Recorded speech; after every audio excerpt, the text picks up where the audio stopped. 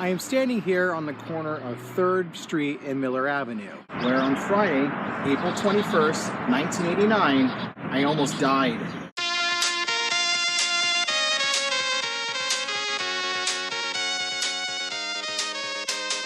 I was 11 years old, and the 6th grade was about to come to an end. I had a loaded weekend coming up for me. It was one of those weekends where I would be visiting my dad up in San Jose for that weekend. I would do what I usually do on a Friday morning. My mom went off to work. It was up to me to get myself to school. I would ride to school every day on the bike that I got during the Insomniac Christmas in 1988. On that Friday morning, it would be the last time I would ride that bike. Everyone in my class had to write a letter to an embassy in the United States of a different country. They would ask for research and reference materials on that certain country and make a poster board for it and present it to the class. On that day, I was part of the group that was going to be going up that day, and I would be drawing one of the 4 Scandinavian countries, Finland, home of the 1952 Summer Olympics in Helsinki, and hockey players Teemu Selanne and Jonas Donskoi. So a little after 8 o'clock, I hop on the bike and I'd be pedaling to school. Little did I know, I ended up not getting there. Now I'm sure you heard the expression, they live in a town with one stoplight.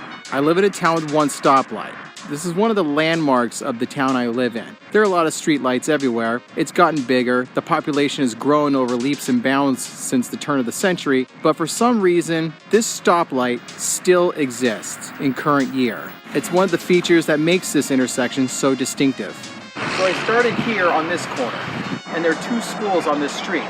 El Roble, which is where I was for 4 years, and Jordan Elementary School, which was the school I was going to at that time. So here's where I started.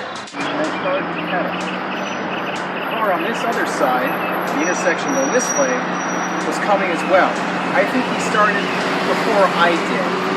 So I made a main attempt to try to beat him at the end of the intersection. Unfortunately, where I'm standing is where I lost the race with the car.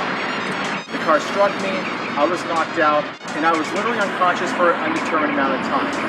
It wasn't long, because I came to my senses. I came face to face with the front bumper of the car that hit me.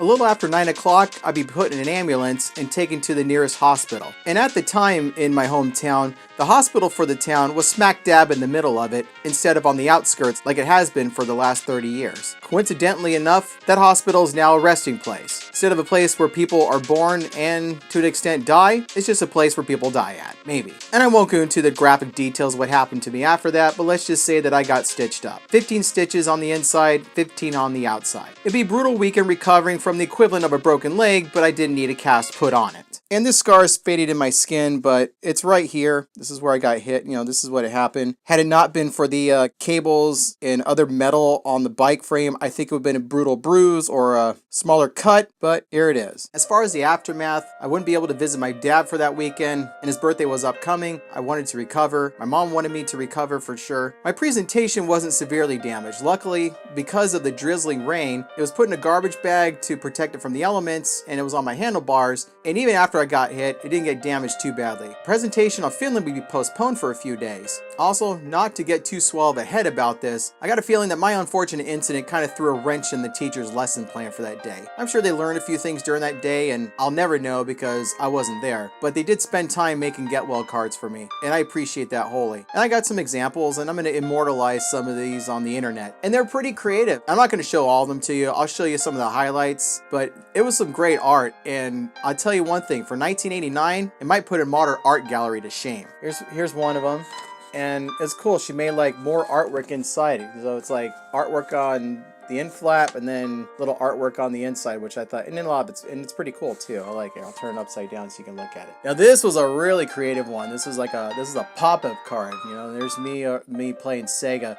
There's one theme of this, kind of a thread in all these Get Well cards, is they knew that I wasn't really a Nintendo fan. I didn't have one. I had a Sega Master System. I was more of a Sega fanboy.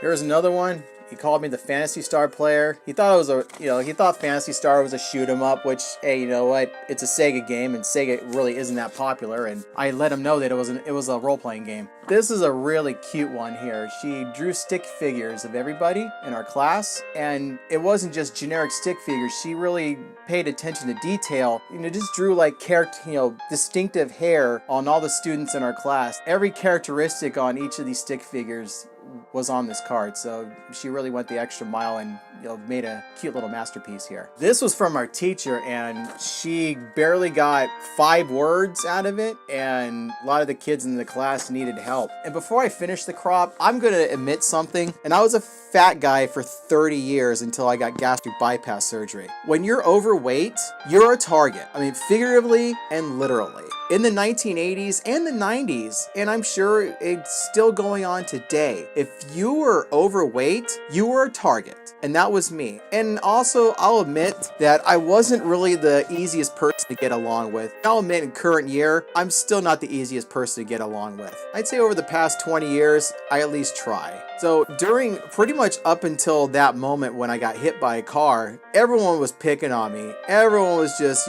joking me around, calling me fat, stealing stuff, beating me up. I think a few days before I got hit, it really came to a head. It was just getting out of control, and the teacher pretty much had to talk to everybody about it. I think when I got hit, a lot of people said, dude, I'm sorry about what I've been doing to you and what other people have been doing to you, and we're not gonna let that happen again. And I thought it was really sweet of them. And at the same time, they were trying, and I'll admit, I wasn't trying hard enough. I wasn't returning my end of the bargain. And yeah, I feel kind of bad about that. So on the day I got hit, things were going to be changing in that class. All right, this one here. Now this one is from someone, I talked to recently on Facebook about a year or so ago. This was some pretty good art here. She did a really good job. She saw a kid get hit by a car being taken to the emergency room, and then she got a hold of me and let me know that it reminded her of the time I got hit by a car. And I thought, wow, people still remember that? I mean, I know I do, and I know my mom does, and my wife knows because I told her about it, but I'm surprised that people that I grew up with still remember that. And the last one here, this was kind of cool, and as I said, he's another